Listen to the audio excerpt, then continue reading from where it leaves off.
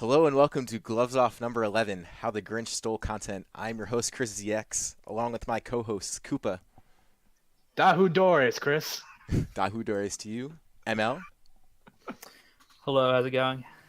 Biddy, Hello. yo, and Intunist. How's it going, guys? It's going well. So today is going to be a very content-heavy episode about content.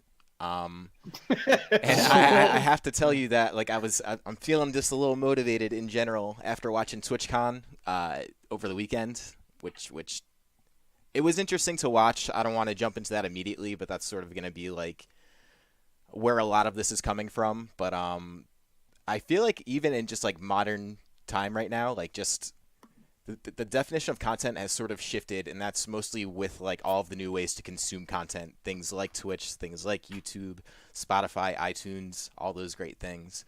And I think I initially wanted to just make this about Twitch, and then Koopa kind of brought up this idea of just content in general. So Koopa, why don't you lead us off into this specific topic?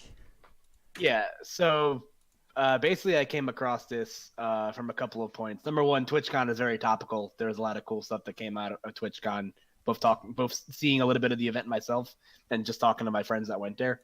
And two, because we're obviously a very Smash-focused podcast, it is kind of cool to see how the landscape of Smash content has changed. Like, going back a few years ago where there was a whole lot of nothing, and now you look at there's people getting jobs strictly in content creation. Like you look at guys like Alpharad with Panda Global, and I think of guys like Introspective. Somebody in this call actually has a YouTube video with over a million views on it. So that's definitely a piece of content worth talking about at some point. But it was just really interesting because like you said, Chris, there's so many different ways to like take in your media now, and I've definitely watched at least in anticipation for Ultimate coming out. I've been watching a lot more just like content, not only just from the big guys, but like I'm watching a lot of smaller YouTube channels make stuff about it, and it's just really interesting to see how the production value has just grown exponentially from across content creators, both big and small. Yeah, and that's actually something I think we brought up. I can't remember which episode it was, one of the earlier Gloves Off, where basically the ante has been upped, where even just for organizers having like a stream in their tournament, it's just kind of an expectation that that stream is going to look really polished, nice, and run very smoothly. But there's just a lot to go behind it, which isn't the topic now, but it does lead into what you were saying that content it comes in all forms, and it's kind of expected and growing within a Smash field, and growing at like such a small level, but like the quality is sort of keeping up. And I guess like Biddy, you're someone who's been the Smash scene for a long time too. You could probably speak for this. Like you've been to plenty of tournaments, either without streams, anything like that, and I guess everyone sort of ends up releasing their own sort of content, so to speak. Yeah, I would easily say so. Like going off what you guys were talking about before about having a stream being more and more important. Like nowadays, like if there are like tournaments, I know I see or hear about, but they don't have a stream. I'm sure like a lot of other people can contest. Like forget about the tournament series come like a few days from now because you don't really see results usually posted online. You don't see VODs of it, and then you'll just end up seeing it again, and then you're just like, oh yeah, that's a thing. But yeah, no, like the tournaments with the content, with like the streams, with like the quality are the ones that will like stand out among the most. And as time goes on, especially with how big like YouTube is getting, you're seeing like all of these names, like not even from the Smash level, just like content like creating level in general. It seems to be becoming more and more important, I would say, especially as a first step. Yeah, and it's funny you mentioned like bigger streamers and just like things like that because and I'm getting ahead of myself with TwitchCon, but I was watching the panel with Trihex during TwitchCon. They had him on like towards the end of the I think it was day 3, but they're interviewing him. And if for anyone who is unfamiliar with Trihex, if you go ahead and spam the tryhards in chat, that's Trihex. He's a very big streamer. He's a fantastic speedrunner. And like he just at TwitchCon was mentioning that he is going to he's planning to play lots of Smash Ultimate. And essentially like who knows, like a guy like that might start entering Like you just don't know. But like the reality is with the new game around the corner for Smash in particular, you should expect to see more content creators come out. And the thing I love about this already, I didn't even piece this together before we started, is we talked about essentially like the ways of investing in stuff. And Biddy already mentioned like if you're a player, you're not going to a tournament that doesn't have like a quality stream or something because for your venue fee, like you get less out of it. So it's like if you're quote unquote investing in your local by just attending, that would imply basically paying for things that you're getting a return on, even if that's just like a VOD on YouTube. Yeah, I can attest to that. Like moving to North Carolina, I've kind of been spoiled by the New Jersey streams by MHG and Spectrum because the quality is so good. Everything's like crisp. It looks nice. And then like in North Carolina, they're kind of just like, all right, here's a stream outline.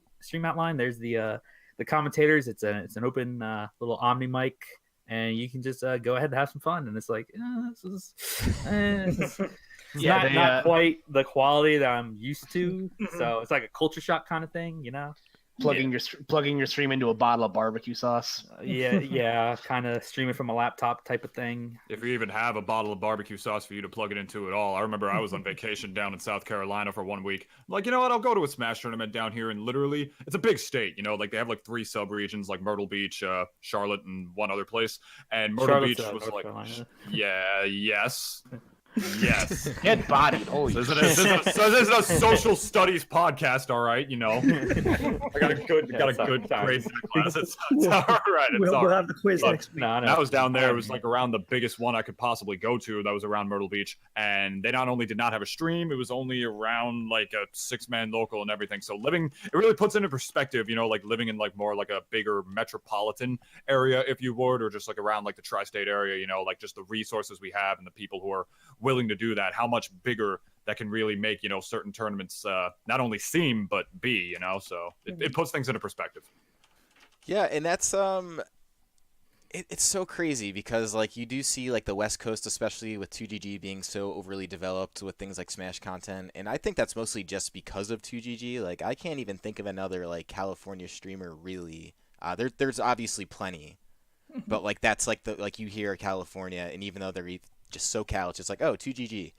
And then like you have the East Coast, which is just sort of like small enough to get people, like a lot of people, almost like your population's big enough where it's like someone's gonna be crazy enough to like get really good at this, whether that be like Devin or even myself, Devin with House of 3000, me with MHG, just like putting this stuff together. So it's like the more like if you're living in the Carolinas and you just have like less of a pool of like interested players, like it's just like different on the coasts for sure. And that's like, it's no mystery why a lot of these companies either start like in California, like that's the whole point of like Silicon Valley or the other thing. But yeah, there's a reason why if you're trying to get into like a medium such as like television or film, you move out to California because that's where the industry is essentially based. And that's you're starting to see that trend with this, I guess. Thank you for piecing that together for me. Like it started to feel like a ramble, and then you kind of put that together. But you're right. Like so that's sort of what's happening, even with like if you're a Smash player moving to a region. Like if you're one of the top names and people just know you by your play, and you're going to move to a new territory, like you better make sure they have like a decent local. It's the same thing with like even the guys in the Midwest. Which I mean, who's out there? I mean, Biddy, you've been out there a bunch of times. Like even like Nakat's out there, right? Like all those guys who used to live in the coast. Were you referring to like players or like? Yeah, I guess just basically essentially just players that came from East Coast that ended up in like another location. You have like the Leap of Faith guys, like Kitaro, Cosmos is there, and they're mainly stationed in Ohio, Tweak, and all of them. Yeah, no, they transitioned over there, and I don't really know of Ohio, what the Ohio locals are, so I could definitely see that as I'm not sure how much they attend the stuff over there, but I could definitely see it as a bit of a change of pace. That's my question. I know at one point Tweak was like, he went to enough locals to like take the number 1 player spot in Ohio away from Darkshad. But my only experience with an Ohio local was when I went to an anime convention like 3 years ago. And that got a decent amount of entrance, and the scene looks like it travels pretty well. Like I remember taking a business card from some guy who was like the head TO in like Northeast Ohio or something like that. So and they had like a stream and all that other stuff. Of course, they used fucking BattleNet dot whatever. Oh god. Not fucking yeah, dude.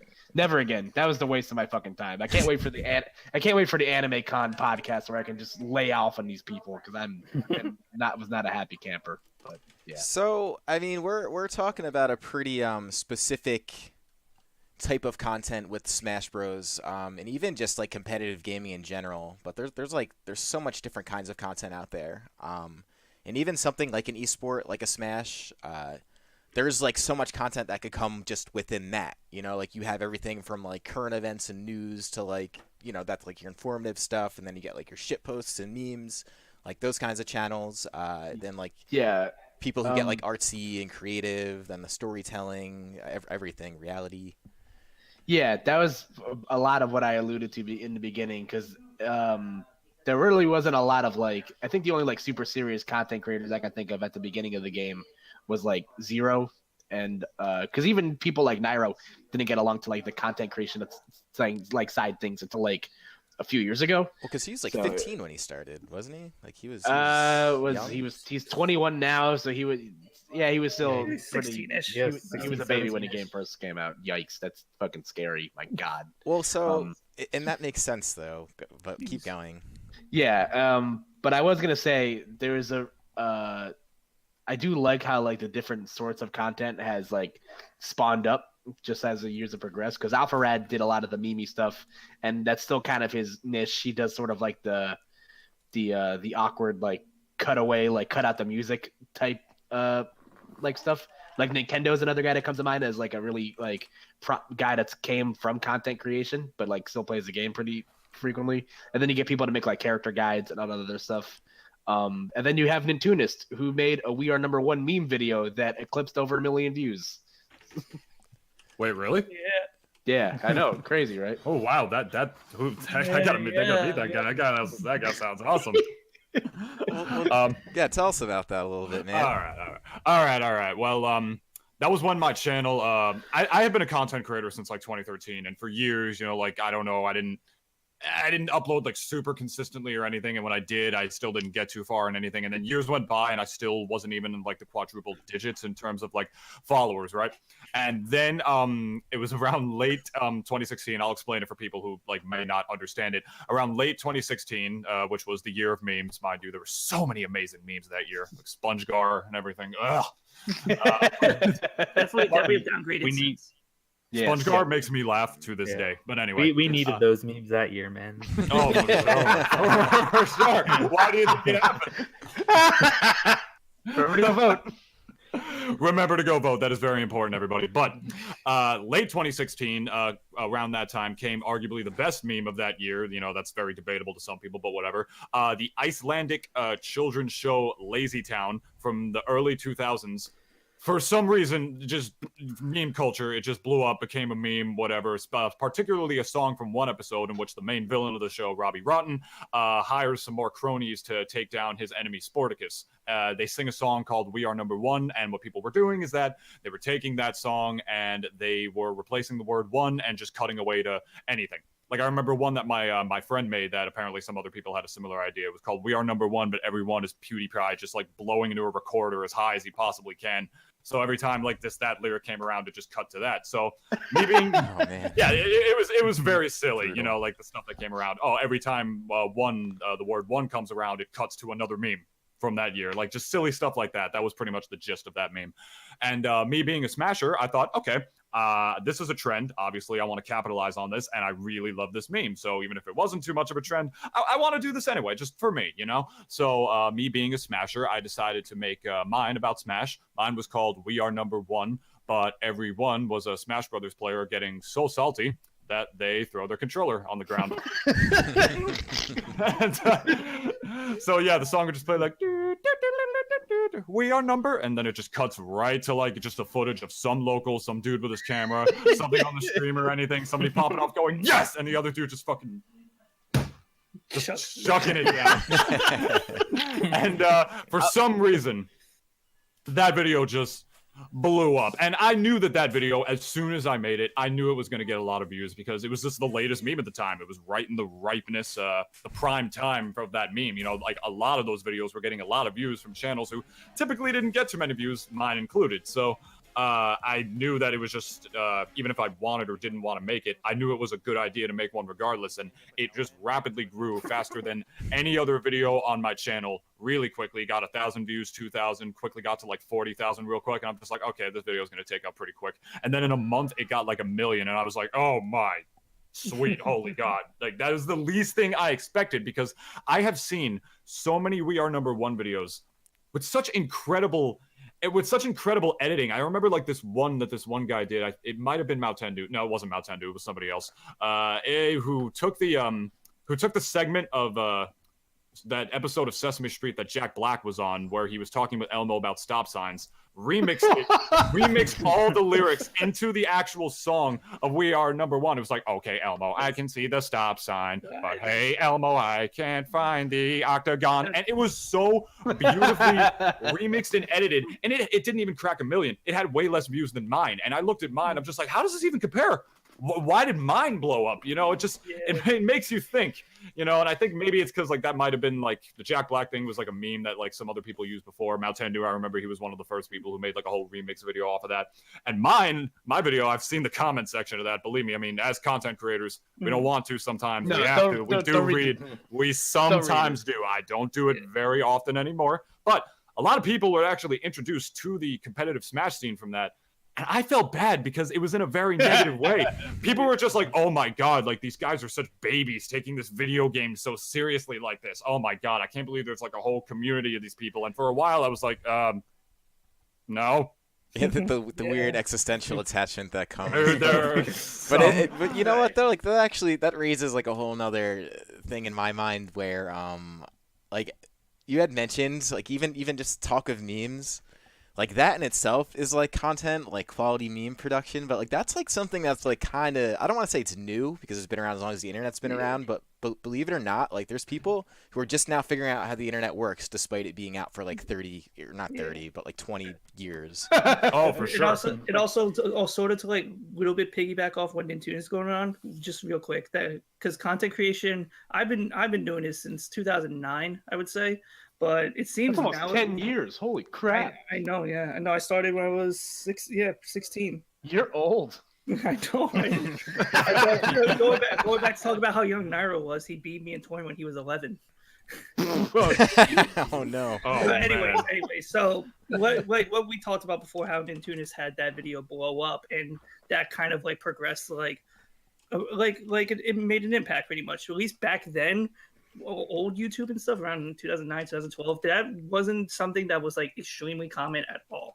Like having a video blow up in like that sort of scale, like because like my like content back then was like let's plays and playthroughs and stuff, and the obviously progressing and growing as a channel came with constant uploads and stuff. But nowadays it seems a lot like simpler to like not saying like it's this case for Nintunis, but because he makes great content in general, but.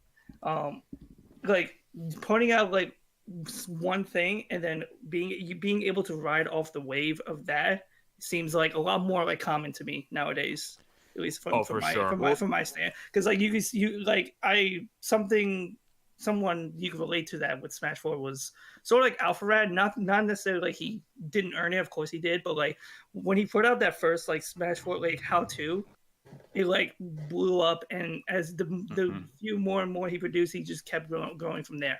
So what he did is that he catered to an audience, and then he was able to branch out into other stuff that he wanted to make. He took something that he knew people were going to like and just stretched upon it before he could do a lot of the other stuff he wanted to do. You made up a very good point of you said that you're seeing a lot more people who like capitalize off a trend or like just break out off of one thing, and then their channel starts to be a little more successful, because that, my friend, that is just the wave. I will tell you, when I was just like, when I only had like 300 subscribers or so for like a very, very long time and everything, I was desperate. I read so many like YouTube guides from like all these different sources and everything, and every single one, I'm not kidding, every single one said the exact same thing at the end of it. It was like, oh, TLDR, just stay Yeah. consistent, and eventually you will garner and grow that kind of audience. And I will Mhm. tell you, that is the biggest crock of shit you will Yeah. So ever that's fucking hear in your life. What you need, and I've heard this from people, I've heard this from YouTube channels who had like up to like the hundreds of thousands of subscribers, people who actually like knew what they were talking about. One of the biggest things, especially nowadays, with like considering how people's like attention spans, I think, are statistically lower than they've ever been, Hell yeah. are breakout videos. Something like a 5-minute video at max, like that'll just tell them like sort of a little bit what your content is about. Something that's a little trendy, so like you can already like piggyback a little off of that, or not piggyback, I should say, but capitalize on it if you would. And then once you're able to do that and you garner people to your channel through that, you get their attention, then you can start to really make the things you want to make. Because what I want to do, I want to do Let's Plays. That's what I want to do. That's what I've always wanted to do on my channel, but if people want Let's Plays in this giant, oversaturated market of gaming YouTubers, they're just going to fucking go watch Game Grumps. Yeah. They're not going to like give your 15, 20-minute, Let's Play of Kingdom Hearts 2 a chance when they don't know who the hell you are. They're just not going to do that. You need to make yourself known through something else first, and through that is breakout videos. Like when I saw that guide and like I saw what happened with my We Are Number One video, with my meme video, I'm just like, this is the most accurate thing I've ever read in my entire life, because it's exactly what happened to me. No one gave a shit.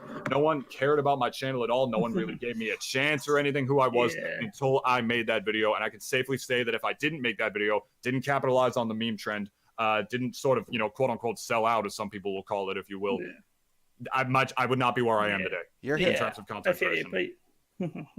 I mean, I actually think you hit like a pretty good like, this is something I wanted to bring up actually, where is like what makes I don't want to say successful content, because I think there's a big difference between successful content and content that makes money.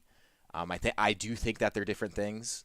And I think what's happening with stuff like being first in on things, and despite getting the opportunities with them, I think that there is, as the catalog of like just videos and things, and even like Twitch streams continue to grow, that whole being first in thing means a little less and less, as like the top end essentially would ask for more for being first in without offering more. And that's like a pretty basic thing of life. Like that's like your law of exchange for any of you guys interested in stuff like that. Like that's essentially being able to provide something and then get a return for it. Like that's just like how the world works. Like if I'm gonna clean your toilets, like you're gonna pay me for that. Like that's a fair exchange. Absolutely not. I will not pay you. But in either case, so like that's how it goes. So then, like as you see content being produced, and even just the ways to consume content, like this used to just come down to like things like TV, the radio, like the movie theaters. Like that was like your main source of consuming content. Books, video games are content within themselves, but that's a whole different discussion. And now it's like you have things that allow more like I didn't want to get on this yet, but we can, like something like Twitch, where it's like it's made for content creators to produce content. However, it is very much like I consider Twitch very much like a social network more than anything else, and it's because you can create content, but like that doesn't mean you're gonna get paid for it. You're creating it because like, and this is something from TwitchCon.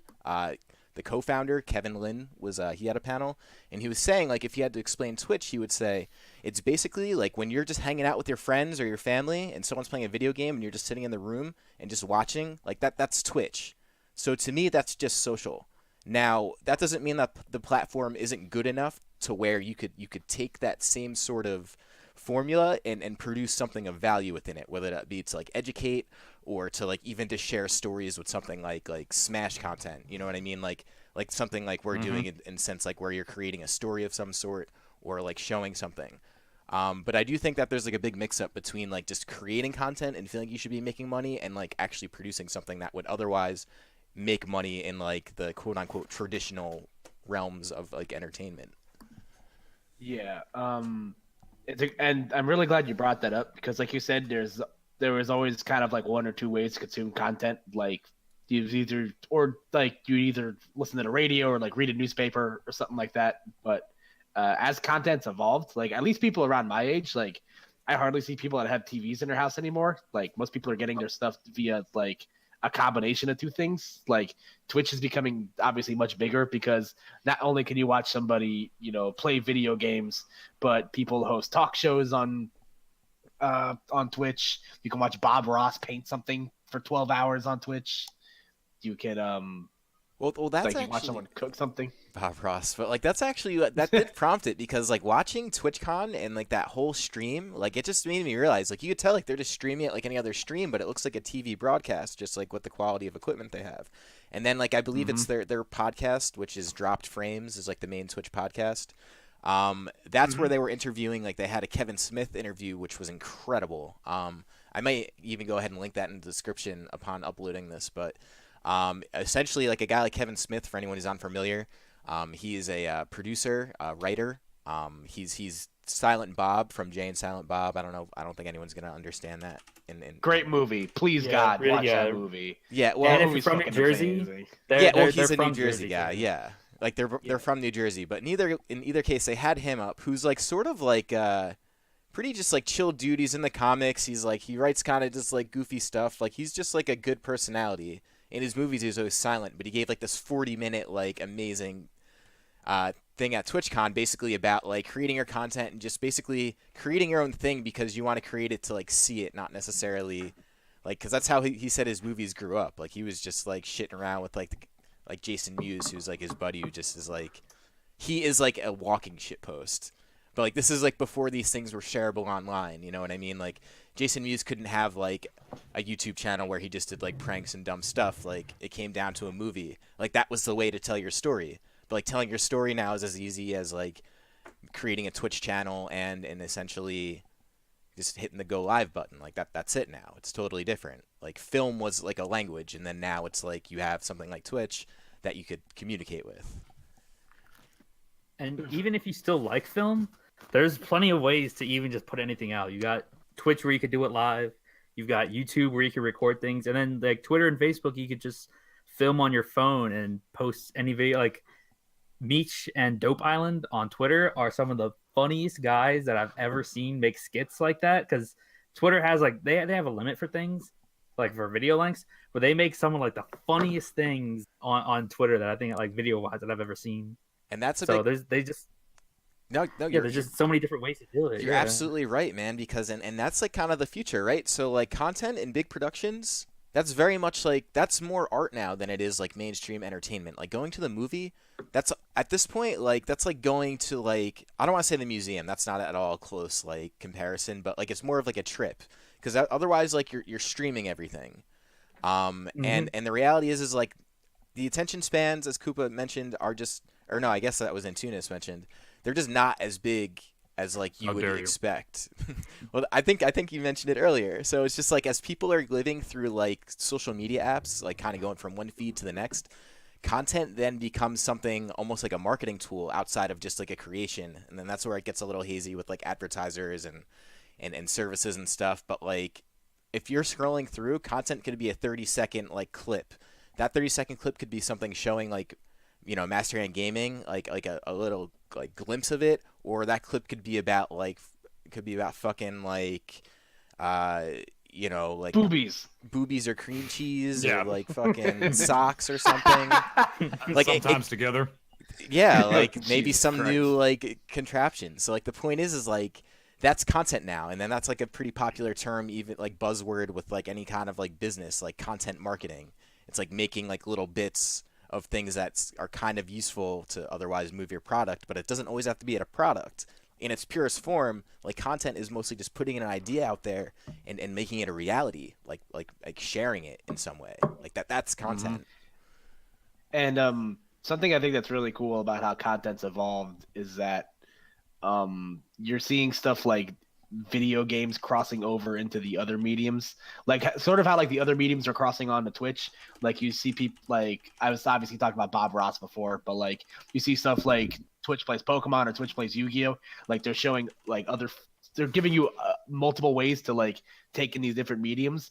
But I saw a bit of news that came out of TwitchCon, and I guess we can start transitioning into that. But Ninja's hosting a New Year's Eve special now. Jeez, Jesus. man, I'm not surprised Yeah. here at all. And you know what, dude? And since you mentioned And he's doing it TwitchCon, for fucking Times Square. It's yeah, so man. crazy. Oh This my is God, this is it really? because I don't know if you Yeah. guys watched TwitchCon, but like, dude, they had the I watched a roast. little bit of it. They had the roast of Tim the Tap Man. Like that was like a high quality roast, and like Dr. Lupo, like that guy's an actual entertainer, man. He had people in stitches. He was just tearing apart Tim.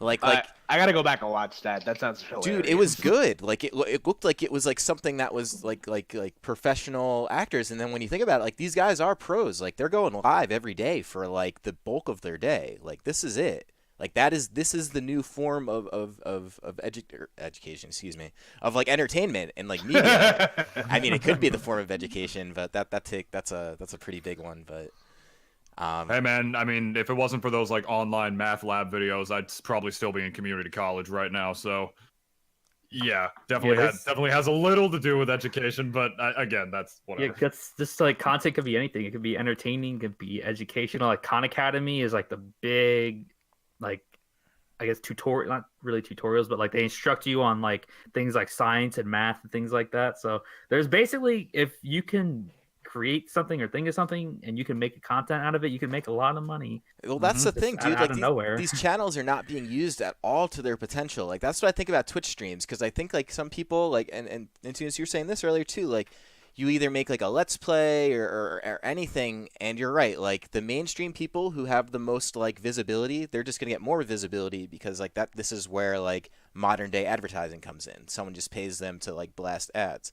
But meanwhile, For sure. and it's hard to find a lot otherwise. Not that there isn't really good content outside of that. It's just it's saturated. So it's like if you were to do something more different, like in terms of like you're using that to like, I don't know, even like what's the gaming channel that does like history lessons too? They're such a good channel. Did you know gaming? Gaming? No, it's someone else. I'll think of it. But in either case, like What's his what's doodle? it's like the stick. Game theory. No, it's like the stick figures. It's like CGP Gray? wait, hold on. What was that last one? CGP Gray? No, man, this is gonna drive me insane. I'll remember it probably in a little bit, but Game Grumps? It's not Game Grumps. It's not Game Grumps. Game and Watch. No, just forget it. It'll come back to me. But in either case, like they have like this great channel, and they also like do history lessons in between like their gaming theory videos. And that's cool. Like their channel does really well. Like they're over 1 million subscribers, and like it's like there's like you're getting something out of the time you're spending watching it. Like and that's the thing we were talking about last week or 2 weeks ago with like your investment of your time. Like what's in the mind of someone that makes them want to sit and watch a stream for that long or watch anything like that. And that was something that actually Kevin Smith brought up in his thing during TwitchCon. Like that's really what's being understood within like all of the content in general. Like what makes someone want to watch or pay attention. Well, I mean, the one thing I can say about that is that at the very least, I think Twitch is a little bit of a different market since so many people so many people like do the same things. Be like, oh, I have a chill stream where I just like would chill, talk to the chat, play games, but people will come specifically for their personalities. And on Twitch, you don't really have to be that different from other people to have like at least a tiny semblance of success. But YouTube, I will tell you, is a completely different story. I heard this from Brentalfloss originally. Yeah, if you guys don't know who Brentalfloss is, I'm sure all of you do, but just in case you don't, he's a very successful YouTuber, and his niche, or if you will, is that he adds lyrics to video game music, popular video game music, and it'll be like, oh, it's the Super Mario Brothers theme with lyrics, the Donkey Kong Country theme with lyrics, and the lyrics are all about the game and everything. They fit the theme of the game. Like the Donkey Kong one uses a lot of percussion, a lot of bongos and stuff. Ones about like Final Fantasy sound a lot more fantastical and more orchestral, if you would. And his channel, I personally feel like it's not as big as it should be to this day, but some channels just take off like that, some don't, depending on how they are able to fit with the algorithm and adapt with YouTube. But the point is that he does something on YouTube that no one else did at the time. No one else was doing that. No one else really added lyrics to video game music at the quality that he did. If I were to turn table all of a sudden and be like, oh, my Tunis YouTube channel, screw everything I'm doing, I'm going to add lyrics to video game music, they are not going to watch me. They're just going to stick with Brentalfloss. It's a lot of success on that platform comes from you need to be, if you're going to do something, if you're going to do Let's Plays, you need to bring out some sort of unique spin on it, just something that you can sell and something that's different than what other people are doing. If you just try and like follow your idols and do what they're doing on a platform like YouTube, they're just going to wind up following your idol. Yeah, that's always your limit. And by the way, that channel I was talking about is called Extra Credits. It's a really good channel. For anyone wondering. It's actually funny that David brought up Brentalfloss, because one, I actually watched one of those videos today. It got recommended to me in my algorithm because YouTube's fucking weird. And I don't know, like Brentalfloss is definitely kind of like, I don't want to say fallen on deaf ears when he hasn't produced as much content as lately, but because I remember he was one of the big guys that got I don't know if you guys remember Attack of the Show back when the G4 network was a thing. Oh my god! That's where I discovered Brentalfloss for the first time, because that's when his Zelda with lyrics video went like super viral back in like 2006, and subsequently since then. But like you see these people, they get their initial like niche or like break into content, and then you either like stay with that, or you see people kind of drift off into other things. Like people might not notice, but Brentalfloss actually made a word association game, which is a lot of fun. I highly recommend playing Use Your Words. It's a great party game. But yeah, like I think the big lesson to be learned here is find your niche. Everybody has something that they do, like because even the people that we had in the call, like when Biddy was here, I know Biddy for a while, he was doing interviews with people in the Smash community for a while. Like Dentunis obviously does his YouTube stuff. ML, don't you do like Pokemon Stadium speedruns now or something like that? Yeah, I've been running Stadium. Yeah, so like everybody has their niche, and there's always a spot for everybody, and Twitch just continues to provide great things that other sites aren't, because at least from what I've noticed, like I used to take in a lot of YouTube content when I was like in college, and I'm slowly starting to see a lot of these content creators that I followed for years sort of drift away from YouTube because the site is just kind of forcing them to find other avenues to get revenue, which is unfortunate. Well, that's sort of the love-hate thing about like free platforms to use to like basically get yourself out there. So the website's kind of finite, right? So like that's like basically a part of what you do is something like make like any kind of content like that. That's a part, you know. It's like a lot in our field, in our realm, we're used to seeing a lot of that being like, okay, I'm a tournament organizer and I also offer like tournament replays, right? And then like there's a few people who go a step beyond that, like something like this is a little bit of a step beyond that, like mostly like a podcast. And you see some people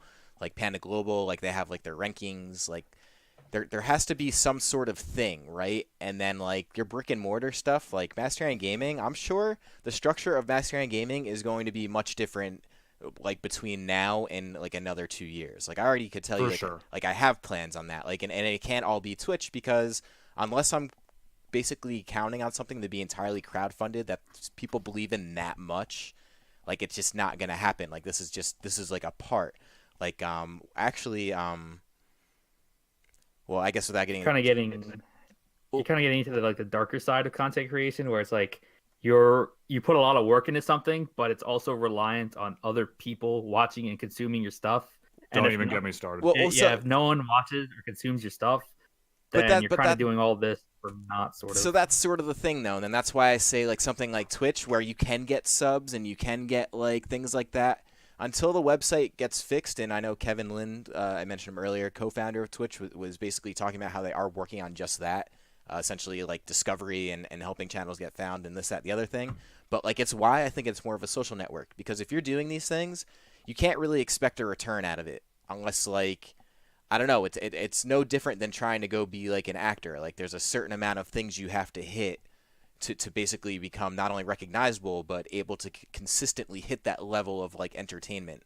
So it's like things like live stream, it's like a way to basically like socialize, because you can find the people out there that are like really into the things you're doing and just that, and then you connect with them, and just because like that opportunity you have to connect with them is sort of like a weird kind of small reward in itself, because before things like the internet, like that didn't happen. Like if you were really into like And this is like me growing up. Like I was really into things like Pokemon, like Red and Blue. Like I had that like Frame 1 when it came out. I had like all the Nintendo powers leading into it. Like I was looking forward to it. But even as like a young kid, like not many people were playing. So like I like finding people to play with like wasn't a thing. So like all of those trading things rendered useless aside from the fact that I had a brother who like kind of played. So it's like it's just like a totally different environment now. So like things like streaming does become social because you could totally stream without like really giving a shit if you make any money. That's just like American culture that hits us. It's like, oh well, I'm technically putting in work, so like it's money. And that's even something like that I had a tough time with, like even like just till recently when I was just like, yeah, I guess Master Hand's got to be like other stuff. So like it's very understandable like how it happens, and but that's sort of what I think is going to be changing with like the evolutions of the sites that we use, things like Twitch, YouTube, and all that. Mm-hmm. And that doesn't even mention like the trials of the artist, if you would, Sure. like you always hear about all these kinds of things, like like, oh, like this artist, he doesn't know what to write, he has such huge writer's block. This director, he's just trying to make that good breakthrough and everything. YouTube is a different environment when it comes to content. People make what they want to make, or they make what they feel like they should make, but that disparity, that conflict, if you would, between those two is so very real. This happened with YouTubers much bigger than me, and it happens with myself too, actually. And I'm gonna get a little real here. My most popular content or consistent content that I make on my channel would be my top 10 lists. I make a lot of top 10 lists for Smash Brothers. I've made videos like, the top 10 best overall Smash Brothers characters spread across all the games. So like the best characters in 64 and Melee and Brawl and Smash 4, and I ordered them in the list of characters that that I think they were best. Meta Knight was obviously at the top of that list, but yeah, those videos always got so many more views on my channel than a lot of my other ones did. Those ones regularly get into like the tens of thousands. But like I told myself I have to make these. Like it was a good idea to make these. I wanted to make them, and after a while, I did get kind of tired of making them. But they were the only thing on my channel that were really raking in views and like giving me a consistent audience, if you would. And I recognize that because I was the only YouTuber I noticed. I was trying to figure out like why are these videos so much more popular than my other ones? I don't get it. What is so special about these? And I noticed, and some what am I trying to say here? Some of my followers pointed this out to me as well. I was one of, if not the only real YouTuber who was making top 10 lists for Smash Brothers from a competitive standpoint. A lot of that just went right over my head. A lot of other like top 10 channels, like Watch Mojo, for instance, they've made top 10 lists and stuff about Smash Brothers too. But they've made like, and like, yeah, all right. Well, so and that's I was trying to be a little delicate with it, Kyle. But like a lot of the content creators from the start, like I remember seeing those guys like entering, like I remember seeing like Styles enter tournaments when the game first came out, and like Styles has made like so many montage videos. Oh, that yeah. I love Yeah, because they're Styles is good. my boy. Honestly. Like they're really good. Like I love good, that guy. That's my boy. Yeah, he does good work. So and the thing is like, when was the last time you saw him enter a tournament? Like fucking never. Like it hasn't been any time recent, and it's hard to really blame anyone, but like that's what starts it, right? So you will see a big boom of that, I'm sure, time come December, and yeah, that'll be interesting. It's just like a little aside there. Yeah, it's funny you brought that up because I listened to the High Percent with DM Brandon and Coney. Their podcast is, actually just did a recent thing about content, and they said something pretty similar where like content creation for Ultimate is going to be a lot like more frequent and I guess better because you're going to have obviously like the guys that I mentioned previously, like guys like AlphaRad and Nintendo and other popular content creators like Styles, or even guys like False and Keitaro to make like little montage videos and stuff like that. So because we've already seen how like far production has come since then, like when the game first came out, then there's no reason for it to not get any better and like more impressive with the new game coming out in a few weeks. Yeah, and the good thing too is that we know who has made good content and who has not. Like we have like Alpharad has made really good content. Styles was kind of one of the first montage Smash 4 channels with the Salt is Real series, and then you kind of got the Dragon Smash, Plasma Smash, Yeet Smash montages of everything, and then you've got different guys like GR Trash who makes like these story kind of driven videos of Smash 4 with comedy mixed in, and he's kind of the only guy doing that type of thing. And then you have Sylvanas, who is making these comedy skits with other Smashers that aren't necessarily Smash related, but kind of show another side to Smashers. So it's kind of good that we have this whole like, yeah, we have that whole melting pot kind of different creators, and maybe there's going to be more with Ultimate. Someone else is going to find something new to make, but it's good that Smash 4 kind of started that so that we know what to look forward to with Ultimate when it comes to good content creators. See what I'm telling you? Go ahead. I was gonna say shout out to Technicals for putting me in that Bayonetta video that came out recently. I've been sharing the screenshot of it across social media. It's like it's a clip of me like it's a picture of me that goes like black and white. It says "fucking kill me" underneath it. I love that picture, dude. But yeah, man. Yeah, that's like put that shit on my tombstone. There's a lot of like different content coming out now, and I think we mentioned this in one of the sponsorship episodes, either the first one or the second one, where it's just not enough to just play, and that comes with a lot of things around it, between just like, you know, people really buying into gaming as like a real source of entertainment, and just things like that. But yeah, I guess we've kind of been on content for a while, so I don't know if you guys have any last notes on it. I was thinking about shifting over towards some tournaments. Speaking of content.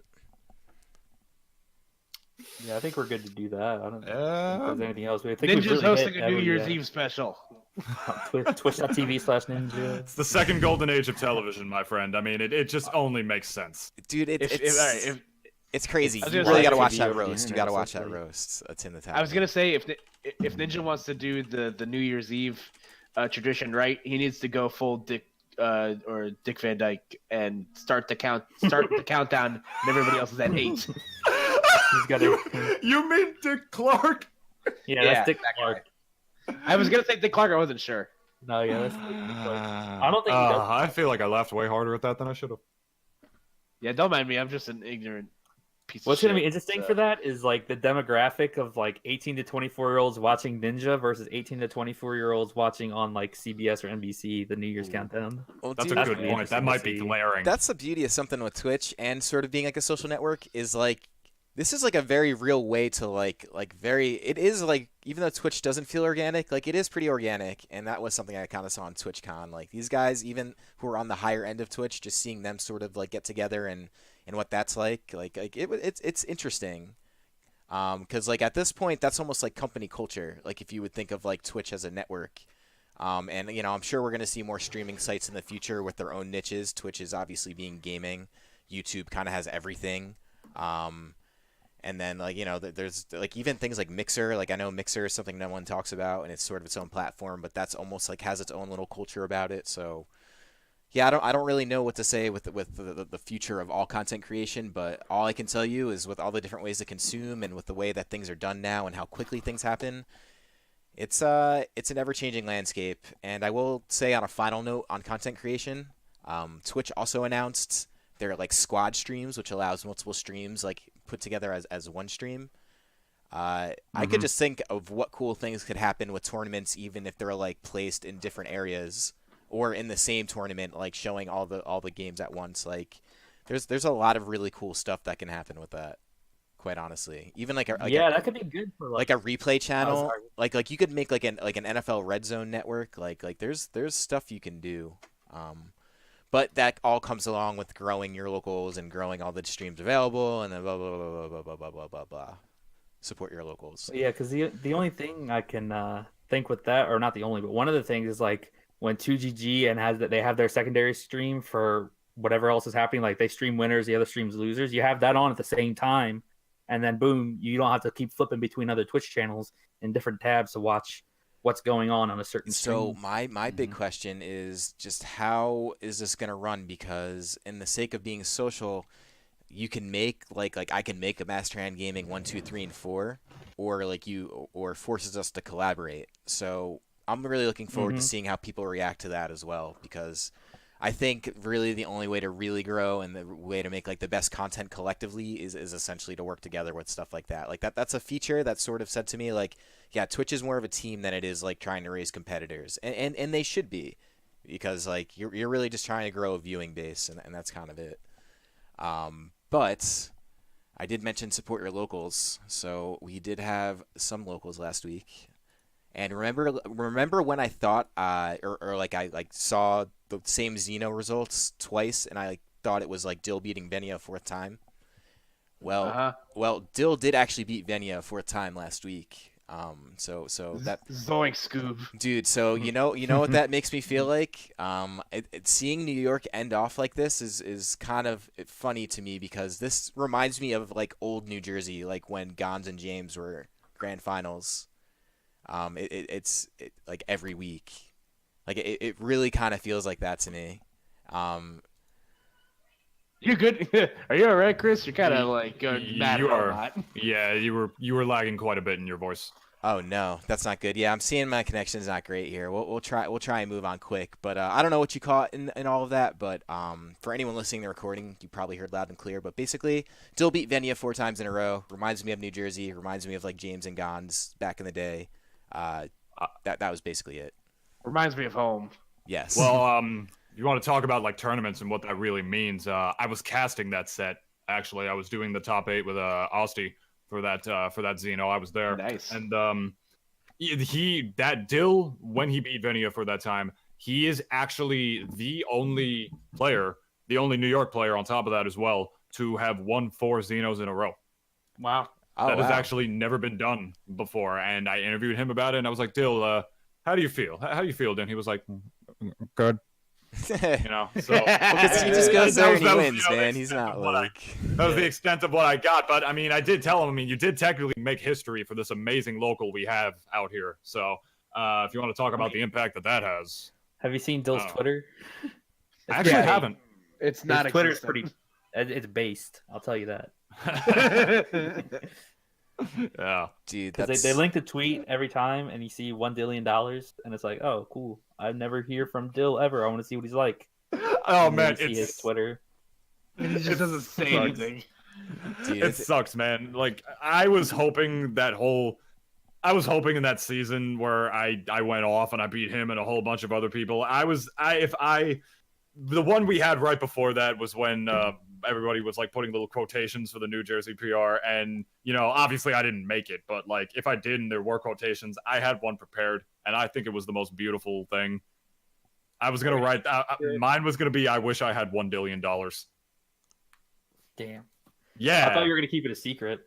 No, I was gonna keep it a secret. Like, Why would I save do it that? for if you ever. Well, save it for if you ever are PR'd. Well, would that make any sense? I don't know. I'd be like, oh, Natunis just moves to California, like gets ranked in like some local scene over there. I wish I had $1 billion. I'd be like, what? Yeah. Yeah, Yeah, that's but true, anyway. I guess. But like, hey, man, all I'm saying is like, yeah, it does feel a little bit like home. And I feel like New Jersey's ending in a totally different way, like where those players that were always at the top just like don't enter anymore, or like Gon's just kind of shitposts in bracket these days. But yeah, like, cause these results, man, week in and week out are looking pretty the same. But that the whole thing, it's like a bomb's gonna go off basically when Ultimate's out. Like things are just gonna For sure. not look like this. 6 at all. weeks, baby. Dude, the Fortnite 14-year-old player, he's gonna come in, he's gonna beat Roxas, he's gonna beat Gons, with his freaking Geno. He's gonna do it. Oh yeah, dude, his mom's gonna be happen, sitting behind yeah. clapping like in the stream. Yeah, you're like, describing Justin right now. but like he does have at least a history in Smash. But Yeah, that's so there is that. But moving on, there is Aeon had a tournament this week that looks like it had a ton of people at it. Per usual, DeBuzz the winner of that with Vinny in second, which I think is the usual result. I'm looking at the results now. I guess I don't see anything too crazy. Yeah.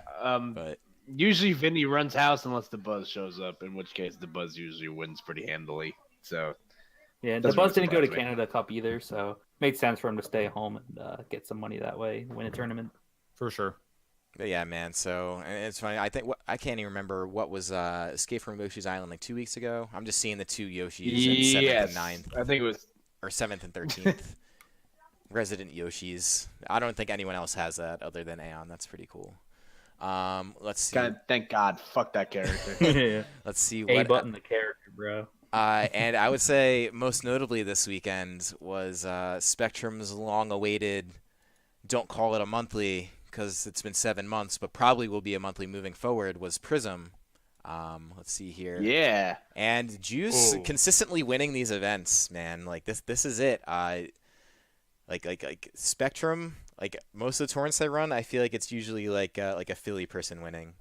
Because even I noticed Jackal did lose to Ralphie in the losers finals as well. Yeah, he's lost him in the past, so that doesn't really surprise me. I think he might have a losing record against Ralph. I'm not totally sure about that. Yeah, I can't remember the last time they played. Well, the 2 times on memory I remember them playing, they played at Scarlet Classic where Ralphie beat him, and then they played at Future Sight 2 where Ralphie beat him.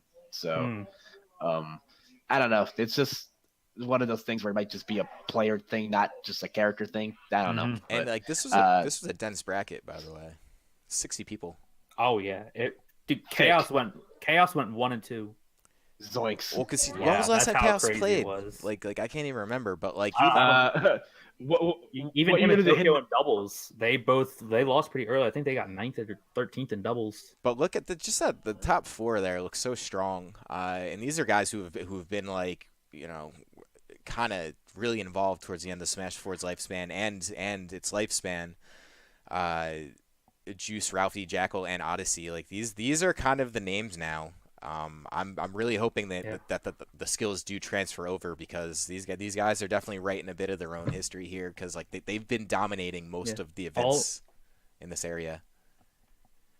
All of them are 18 and younger too, so Dope. they've got all of Ultimate to look forward to as well. That was some little boy reaction time. Dude, and even like Dilla, taking 5th, like 20. Nice job. Yeah, man. that's kind of a big one. Taking 5th, beating 6WX to do that. Yeah, that was kind of a showstopper for me. Oh shit, he beat You 6. see how he dude. did Yes. too, man?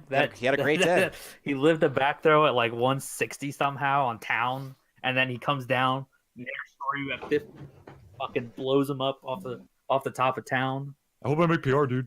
Yeah, and then Whitey Bad Right. Things. Whitey Bad That's a Things. PGR win, man. No, he very well could now. Yeah. For the last season, he might finally get his wish. I think he will. He beat Law. He He's- beat 6WX. Yeah, he's farming the wins, dude.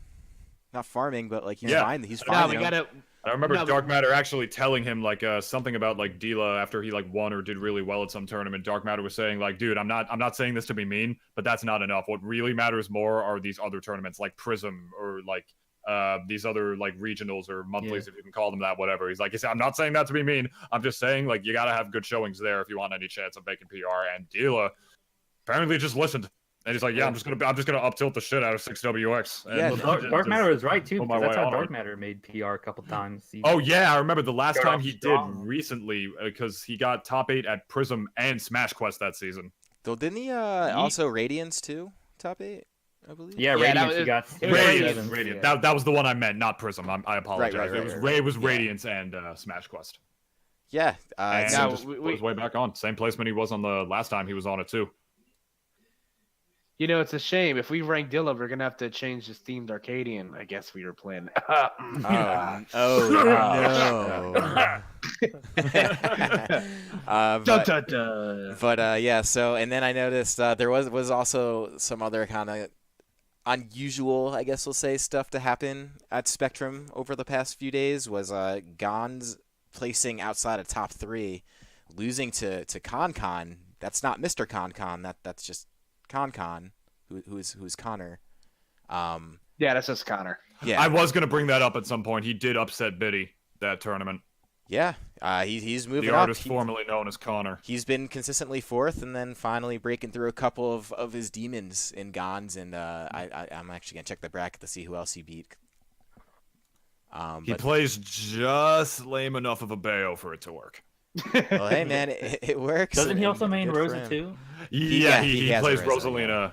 He plays Rosalina and Luma and Bayonetta, and I'm just teasing with the whole lame thing, but he is quite the defensive player. He will wait and wait and wait for you to commit to anything and then kill you at all sorts of percents I'm that you don't want to actually die at. unfamiliar with 4 weeks.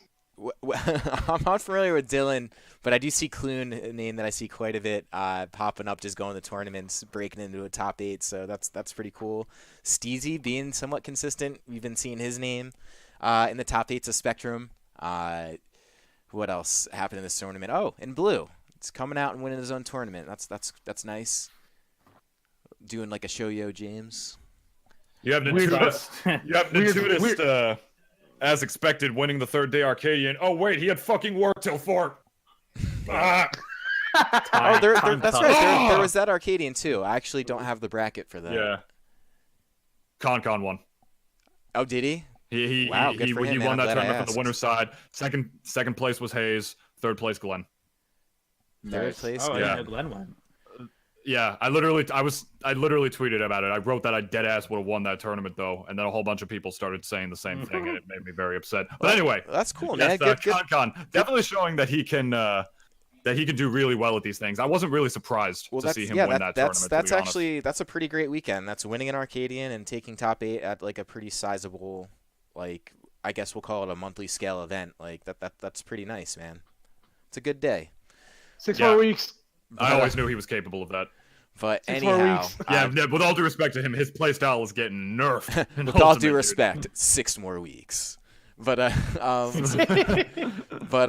guess Sticking, buddy. I I don't. told that to my boss when he pissed me off. I'm Oh, just wait, like, hold yo, up. see me in Ultimate. Before I move on, let me just check in on Bears. Looking like a standard issue Bears here. I will flash the bracket for just a moment.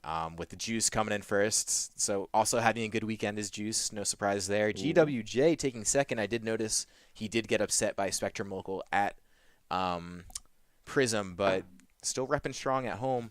And then Ryga getting third, which is I guess we haven't really seen Ryga as high. Like I've been seeing him climb brackets, but definitely not third. So that's a good result for him. And then the usual you'd expect the Yeah, sixth he's been one, coming- Burpo. Why do bad things? Shout outs to Kojam getting 7th. Nice. Yeah, man. And so yeah, that was basically it. Kind of like not the biggest weekend, but still a pretty good tournament in the area. But there was a big tweet from Nintendo just today announcing the final Nintendo Direct for Super Smash Bros. Ultimate. It's Yeah, happening. yeah. It's happening. Yeah. Oh. Yeah, so I've been saying for weeks that this was bound to happen at some point, and this is pretty much the perfect time for it. Now, before I continue with what I'm saying, we are very aware of the leaks that came out last week, as you can see by the title of the podcast. We're not going to talk about what was in the leaks. If you want to go see what they are, there's plenty of content of it elsewhere. But for the sake of preserving everybody's innocence, we're not going to talk about what's in the leaks. We're just going to talk about them themselves. Just log on to YouTube and you'll find Yeah. a Smash YouTuber who put literally all the characters in it in the thumbnail for you. You're good. Yeah. So the direct is this Thursday, it's a 40-minute direct, and if it's anything like the last Smash 4 direct back when that game was coming out, they did that 50 fact extravaganza with the announcer voice. Chances are, A, this is going to go slightly longer than 40 minutes, and B, this is obviously going to be the big one where they're going to squeeze out every last bit of juice that they have. So it'll be the confirmation of whether the leaks are true or not. I'm of the nature where I think everything's fake until proven real, but Agreed. I don't know. I'm really excited. And if the leaks do turn out to be real, because I think I can't speak for you, Chris, but I think I'm the only one that actively searched out to look what was in the leaks. Oh yeah, I did too. I I don't care about didn't. leaks at all. Okay. I'm just yeah, let me see. I'm just curious. I'll still be happy. I'm and still surprised like if they a- have. I'm still like a little child who wants to be surprised by the direct. Yeah, no, I'm still gonna be surprised, but I feel like it'll be a different type of surprise where it's oh shit, it's real. But I do want to say I did get a little bit nervous because I saw the Undertale Twitter tweeting some stuff today, and that led me to I would have rather the leaks be real than Undertale and Smash. But Ugh. I think that's for something Well- separate. That's for something completely separate happening tomorrow. But Hey man, that could very well. You never know, man. With Smash and with Sakurai, with all the stuff he pulls, with all the strings he pulls to get certain characters into this game, I can't imagine the legal litigation it took him to bring Snake back for all the Snake fans and everything. And to really put it into perspective, for you guys how huge this direct is going to be. The last one was 15 minutes less, 15 minutes shorter than this one, and we got 5 characters. Yeah. In that one, so brace yourselves, gentlemen. That was the one with Isabel? I thought there was only 2 characters in that one. No, like the last Smash specific direct. Because this is just Okay, Smash yeah. specific, right? Yes. Mhm. Yeah, I think they are. I thought I saw that they are putting other things out there too. They're revealing some more stuff. Yeah. Smash related. I think though. that was the Nintendo No, to my Treehouse knowledge, thing.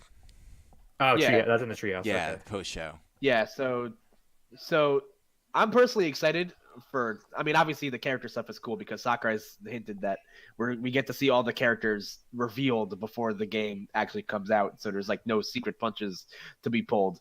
But there's still a whole bunch of shit we still don't know about the game.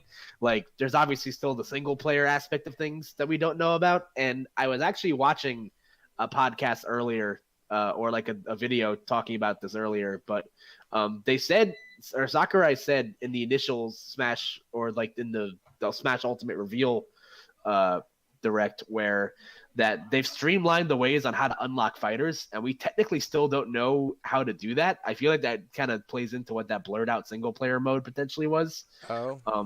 Yeah, I'd bet on it.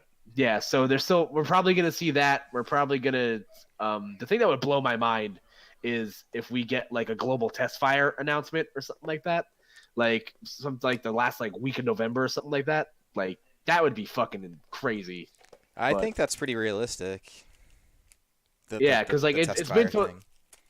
Yeah, because it was super successful for Mario Tennis and for Splatoon whenever they do that, and like obviously they released a demo with the last game. So I do want to say one thing about the leaks though, without like obviously like people are kind of pulling their they're putting their tinfoil hats on and kind of pulling conspiracy theories out of every which orifice of their bodies.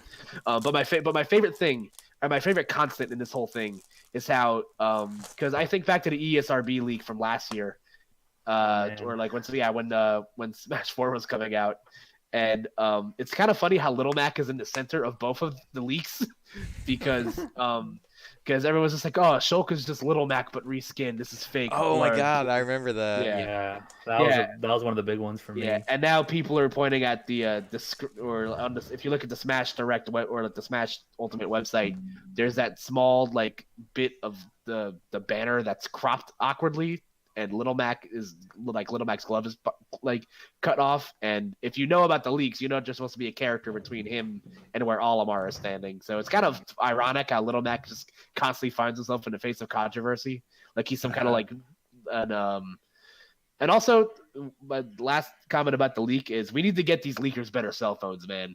Like if you're not allowed to leak anything if you have an Android phone. I'm sorry, because your camera quality is crap. Dude, these guys Must work own Steadicam technology.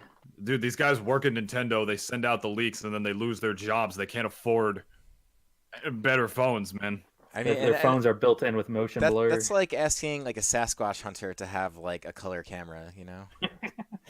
You can't count on that, man. Touche. Mm-hmm. But I figured, we'll probably go more into depth about this next week, obviously, because it's going to be the last. oh yeah, big thing man. that we But I was get. gonna say before we close off, this is gonna be the last time we could do this, at least for a very, very long time.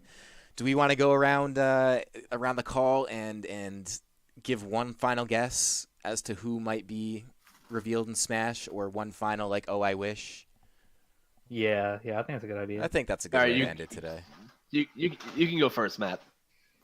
Banjo Kazooie, duh. Okay. One of my favorite games on the N64. That shit better come through. I mean, there's a good chance for it. Yeah. Oh yeah.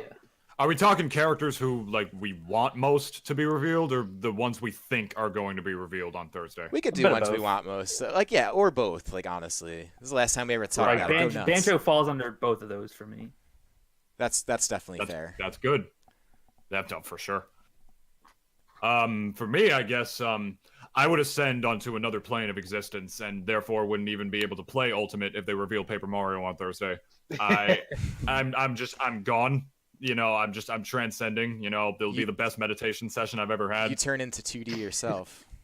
I would become two-dimensional myself. Like I would try and find some way to do that, like just go to the Tibetan mountains or something and look up some sort of method. You're just a line.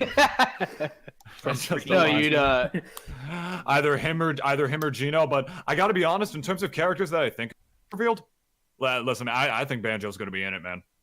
I think that is a safe bet at this point. Sakurai always pulls some sort of hat trick towards the very end. If he went through like the little, the purviews of Konami hell to drag Snake out from his eternal prison and put him back in this fucking game, he can easily do that for Banjo. That's all I'm saying. And who do you got, Koopa? Ooh, I don't know. I've kind of been sitting on this. I'm gonna kind of lift up the curtain a little bit. I've never played Super Mario RPG or Banjo-Kazooie, so I ain't got any nostalgic attachment to either of those characters. But you know what I have played? Shadow the Hedgehog. I'm so happy you said it. I'm so happy you said it. I've been dying on the hill that I like Sonic more than Shadow, since I was in the 5th fucking grade. Because I don't know, man. I'm just a fucking masochist or something. But I think it's all but inevitable. Like, we're gonna get one character. Like, Nintendo's had like, they've made it very clear they're just kind of recycling these old assets and just fleshing them out into like full meat suit characters. And it's no coincidence that we haven't seen any footage of Shadow and that Knuckles is an assist trophy. So my heart wants Shadow. I think he'd be really cool. Just because he's obvious. And I don't want to go out on a limb and say he's like the second most popular Sonic character, because I still feel like Dr. Robotnik is more popular than he is. But that's true. It just makes too much sense just because the asset's already there, and I feel like he'd be a good representative of that. Or than that, Skull Kid I think would be cool, just because it's the same story just with Skull Kid. Like, it's no coincidence that you haven't seen any footage of him, so they're probably saving him for some later date. But I already got all the characters I wanted. I wanted a Belmont, and I fucking laughed to the bank with that one. So yeah, no one expected that. I would not be the slightest bit surprised if Shadow winds up being in the game. I think the evidence is really solid, like you said. But all I'm saying is that if they don't give him a gun, then I'm not playing Ultimate. It's not real Shadow. Fuck that. Well, where's that damn 4th Echo Fighter? That damn. Well, damn, not here. For me, I'm kind of impartial for anyone who's been like suggested. Like Skull Kid would obviously be pretty cool. It's really hard to hate on Banjo. I have more like oh man, I wish in another time and space that this character would be here. Like for me, I think it would be incredible. I still like the idea of like having a game announcement with a character. So like I would love to see like Andy from Advance Wars and then a new Advance Wars like released. Like that's like my dream, like something like that. But I guess like realistically, I'm still not convinced that like we're not gonna see like I don't want this, but like Springman or Ribbon Girl, like I don't know, man. They've done this for every game franchise, every series. Yeah. I just would be surprised. Like, and I wouldn't blame them if they just called it a wash on like ARMS. But like, is that what they're gonna do? Because that would be like they wouldn't release a character in Smash if they're just like, "Yep, we're done with this. This game was just a failure." But like, if they wanted to, like that's where my mind goes. Oh, there's one last quick thing. But this kind of goes back to the whole Grinch League thing, and to why I personally don't buy into it right now. And this isn't me. I wouldn't call it a spoiler for what's in the leak, but it's what's not in the leak. But the leak itself did show a new Pokemon character, and I find it very hard to believe that we're gonna go a new Smash game without at least one new Pokemon added into it. So, like, do you guys like echo that sentiment that it'd be a little surprising for that to not show up? There were three earlier today, and one of them was a new Pokemon. And there's new Pokemon games coming out, like new like new format kind of Pokemon games with like the ball and you catch them like in IRL form. So it's like like it would be surprising if they didn't release announce a Pokemon. So I actually do agree with that a lot. I do too, and I guess this is comparable, but there was Brawl, in which we did technically not get any new Mario characters. We got characters who were from the same universe, but who were technically from other franchises, that being Diddy and Wario. And in Brawl and no, not Brawl, in In Smash 4, we actually did not get any new Zelda characters. And those are Nintendo's like two like super duper flagship franchises, man. I mean, Pokemon is definitely the third one on that list, or like if you could the big three, if you could say it. But Yep. I guess, you know, like since there are new and new generations of Pokemon all the time, it would still be surprising. I would be very surprised. But, you know, I would still go back to that argument a little bit in saying that there was, you know, one Smash Brothers game that they didn't add a new Mario character and another one where they didn't add a new Zelda one. So it's possible. I think it's possible. Skull Kid, bro. So we're gonna see. Gear him, or is he already an assist trophy? No, he's an assist trophy. Oh, he still is. Okay. Bitch ass. Dr. Waluigi. Stop. Okay. Oh man. No, I want no. Can we get the Pianta that throws you in jail? Yes. No, let's get, how about all the Piantas that horror blame you? We're gonna get Oh, PD. We're God. gonna get PD Piranha. No one ever expected What, it. what about That'd the be Chuck- sick. That would what actually be really the cool. Chuckster? Do you remember the Chuckster from Oh, the, of course. the Floodless level? Yo, he would be a great assist trophy. His Oh my uniqueness God. as a character is that he only has one move and it's his neutral B and he just eats you. I'm a chuckster. And then Or- he misses every time. Or they could go with Captain Toad and you just touch him and you die, but he can't jump. Yeah, he can't jump. Yeah, yeah. that's a down. He'd have a bad recovery. I think I do gotta say, just as a quick like little retrospect thing before we get out of here, obviously, because we're kind of nearing up on an hour plus. Mhm. But I gotta say, it's kind of crazy how fast time has flown so far. Like, it feels like only yesterday where we saw the initial like Inkling trailer. Which, by the way, how cool would it be if like the final trailer revealing the characters that are left in the game like goes back to that first like what are those silhouettes we saw in the Inkling trailer were That would actually be all new characters. wild. Oh, I didn't even imagine. stop. Crazy. How cool would that be? Like this whole That'd be time they've just been sick. on like this whole time like people are trying to trace the silhouettes, but it just turned in fact they just been like the new characters under our nose the whole time. Oh man. How cool would that be? People But, were like, saying, "Oh, look, that looks like Ridley," but then they're like, "Shut up! No way, that's not Ridley." Or that Yeah. looks like Simon Belmont. And you're like, "Shut up! No, that's not Simon Belmont. What are you? Yeah. What are you stupid?" yeah, I just gotta say it's kind of crazy like how close we are to the actual game, and it's like the last bit of news where it's gonna have to hold us over for the next like month and a half. And I gotta say it's a little bittersweet because it's like Christmas morning every day, like getting to read up on the new news coming out. So this Thursday I'm gonna go through at least 3 pairs of underpants for how much I'm probably gonna shit. Yeah, man. It's I exciting. will I will give Sakurai this. Or not Sakurai, I will give Nintendo this. I do believe this is the longest this is the closest we have been to a new Smash Brothers game in which the information was leaked when information was leaked. The ESRB leak for Yeah. Smash 4 came out months before the game came out. It was like July or August or something. Yeah, Isn't that, then It like basically Yeah. deconfirmed Snake at that point. Yeah, yeah. No, I remember the leak actually said that Snake was going to be DLC.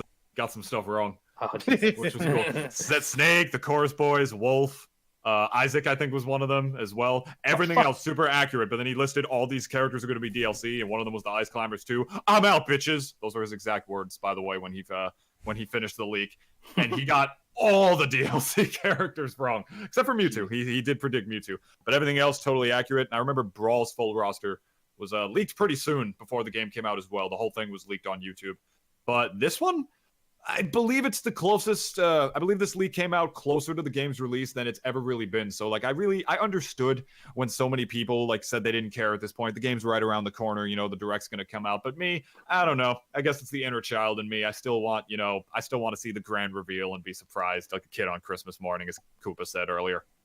That's fair. Maybe I'm just Yeah. a jaded adult, and I'm just like, I don't care, man. It's coming. I'll probably wind up. I'll It's probably not that wind you're up like a like. jaded. I'm was sorry. gonna say- Continue. I was gonna say it's not like you're not a jaded adult, Chris. You are a jaded adult. Let's be real here. Mhm. That's true. I'm probably gonna get so hype on Thursday morning that I'm just gonna look up all the leaks like 5 minutes before 10 o'clock. Well, so I couldn't wait. that'd be a shame, man. You can't do that. I might. You can't do You that. held out that long. I might. Remember to Ah. remember to mute your group chats. That's my direct advice because like my last like quick tangent is that right before it was the trailer that revealed King K. Rool, and I'm pretty sure I muted every group chat because I actually had to watch I tuned into the direct like 10 minutes after it already started. So I made sure to mute all my group chats so I wasn't spoiled about what's going on. And the one group chat that I think I get spoiled in was the one that spoiled to me that King K. Rool was coming. Oh, And man. it was a fucking Dungeons and Dragons group chat, and I was just like, "Come on, I fucking trusted you guys." I trusted you. I was about to say, I thought it was me. In another Nah. one, I was going nuts. No, you're the first one I muted, to be honest. Lit. I respect that. All right, I think we're pretty Yeah, much done that's here. gonna be a All wrap. right. So I'll end with the usual notes. If you're enjoying these things and you're not subscribed, what are you doing, man? Get on that, please. It helps. For God's sake. And in the meanwhile, if you're still not doing that, I mean, thanks for watching, anyways. I've been saying this for weeks, and like I'm actually gonna open up the website right after this. I will be making a SoundCloud, trying to figure out how to get these things on Spotify because I just think it's like ease of listening. Yeet. And even this episode, I'm seeing my internet's being a little weird. I'm noticing I'm dropping a lot of frames on Twitch, so I definitely have to find a way to make these things a little more accessible. So I will be working on that. In the meantime, you could go ahead and join us in the Discord. We do have a discussion board there that's seldomly used. Hopefully that'll change. And yeah, that's it. Thanks for watching. If you got any ideas on the next topic, go ahead and tweet at us. Go ahead and write us in the Discord. We are available. But other than that, have a good night. Thanks for watching. See you later. Fahudore.